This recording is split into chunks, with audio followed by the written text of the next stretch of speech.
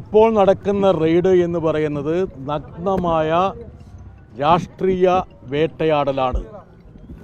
കോൺഗ്രസും BJPയും കൂടി നടത്തുന്ന ഒത്തുകളിയുടെ ഏറ്റവും പ്രധാനപ്പെട്ട ഒരു ദൃഷ്ടാന്തമായിട്ട് വേണം ഈ റെയ്ഡിനെ കാണാൻ വേണ്ടി. ഇന്നലെ കേരളത്തിൻ്റെ മുഖ്യമന്ത്രി ഡൽഹിയിലെത്തുന്നു. അതിനു മുമ്പ് ഹൈക്കമാൻഡ് നേതാക്കൾ രാഹുൽ ഗാന്ധി ഉൾപ്പെടെയുള്ള ആൾക്കാർ കേരളത്തിൽ വന്ന് എന്തുകൊണ്ട് പിണറായി വിജയനെ വേട്ടയാടുന്നില്ല, അദ്ദേഹത്തിനെതിരെ കേസുമായിട്ട് മുമ്പോട്ട് പോകുന്നില്ല, അദ്ദേഹത്തിനെ അറസ്റ്റ് ചെയ്ത് ജയിലിലടയ്ക്കുന്നില്ല, ഇത്തരത്തിലുള്ള ഒരുപാട് ചോദ്യങ്ങൾ ചോദിച്ചിരുന്നു. കേരളത്തിലെ നിയമസഭാ തെരഞ്ഞെടുപ്പിലും ആ ഒത്തുകളി ദൃശ്യമായിരുന്നു.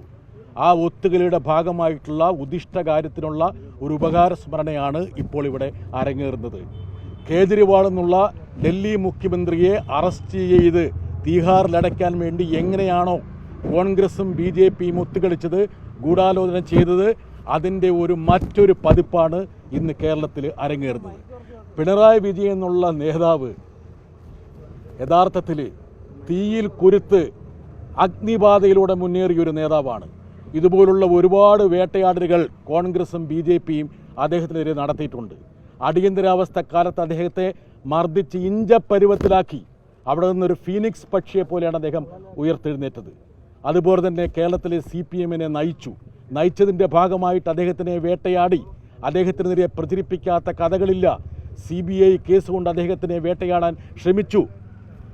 എല്ലാ കോടതികളും ചവറ്റുകൊട്ടയിലെറിഞ്ഞ ലാവലിംഗ് കേസിൻ്റെ ഒരു ദൃഷ്ടാന്തം കൂടി നമ്മൾ ഓർക്കുന്ന നന്നായിരിക്കും.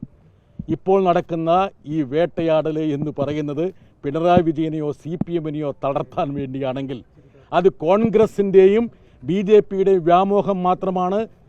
എല്ലാ ഇച്ഛാശക്തിയോടുകൂടിയും പിണറായി വിജയനും അദ്ദേഹത്തിൻ്റെ പ്രസ്ഥാനമായ ഇടതുപക്ഷവും ശക്തിയുക്തം ഇതിനെ പ്രതിരോധിക്കും, ജനങ്ങളെ അണിനിരത്തും.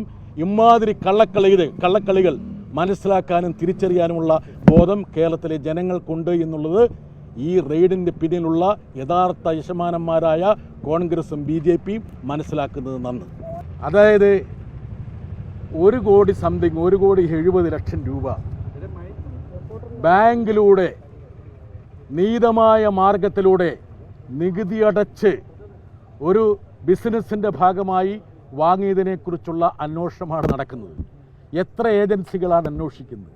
ഇൻകം ടാക്സ് മുതൽ SFIO മുതൽ രജിസ്ട്രാർ മുതൽ ED മുതൽ 4 ഏജൻസികൾ. എനിക്കൊരൊറ്റ അഭ്യർത്ഥനയുള്ളൂ, ഇവരെന്തുകൊണ്ട് ഇനി FBI യെയും മൊസാദിനെയൊക്കെ രംഗത്തിറക്കിക്കൂടാ ഈ വീണ വിജയനെതിരെ?